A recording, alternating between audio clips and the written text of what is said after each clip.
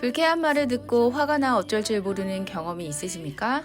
사람들 중에는 천성이 무례하고 비꼬기를 좋아하는 사람도 있습니다. 아기가 숨어있지 않아 뭐라 말할 수는 없지만 기분이 나쁘기도 하고 때로는 큰 상처가 남기도 합니다. 의도를 가지고 무례한 말을 하는 사람도 있고 실수를 핑계 삼아 의도치 않게 얼버무리기도 합니다. 본인만의 기분 전환을 위해 무례한 말로 상대를 가지고 놀기도 합니다. 상대방의 이런 무례한 말이 반복되면 이런 사람을 상대하는 것은 큰 스트레스가 됩니다. 이럴 때 어떻게 반응하시나요? 첫 번째 반응은 미처 아무 반응도 못하고 그냥 넘어가는 것입니다. 순간 어떻게 해야 할지 모르기 때문이거나 상대에게 뭐라 말을 꺼내기 어려워 그냥 넘어가는 천성이 착한 사람일 겁니다. 실수일 거라는 생각으로 자기 선에서 대충 마무리하기도 합니다. 그러나 당황한 모습은 숨길 수 없을 겁니다.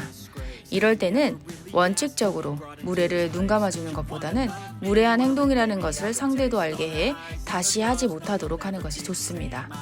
악의가 없다고 해도 무례라는 것을 알아야 차후 재발을 막을 수 있습니다. 물론 원칙은 그렇지만 상황에 따라 마음 넓게 넘어가는 경우도 있습니다. 멀리 보고 대처하는 겁니다.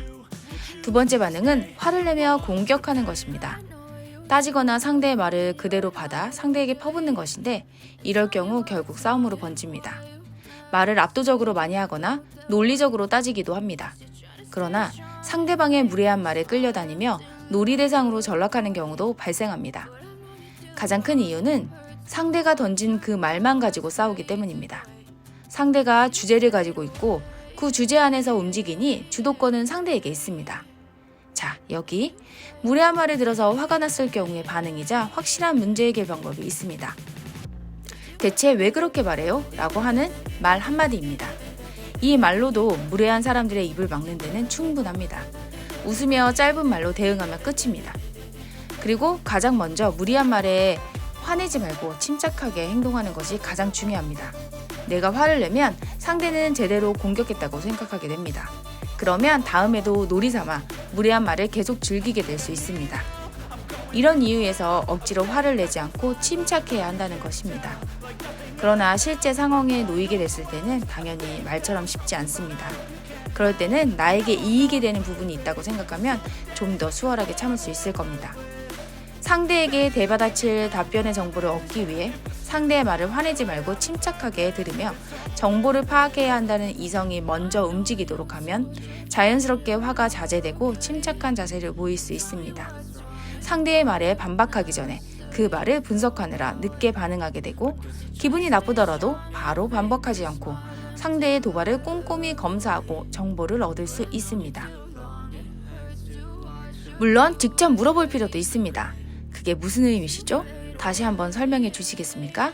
라고 하거나 구체적인 부분을 콕 집어 질문할 수도 있습니다. 이런 말을 던지는 것 자체로도 상대방을 당황하게 할 수 있습니다. 그런데 이렇게 해도 아무런 도움이 되지 않는다면 상대가 의도적으로 무례한 소리를 한 것이라면 쓸데없이 힘 빼지 말고 무표정, 무반응으로 대응하는 것입니다. 난 아무렇지도 않다 라는 태도를 보여줄 답변, 짧고 간결한 답변으로 무례한 사람들의 입을 막는 겁니다. 그래서요, 상황에 따라 어쩌라고요의 한마디는 꽤 효과적입니다. 이때 약간 밝고 명랑하게 말해야 더 효과적입니다. 어떤 경우에는 대화가 계속 이어지는 경우가 있습니다.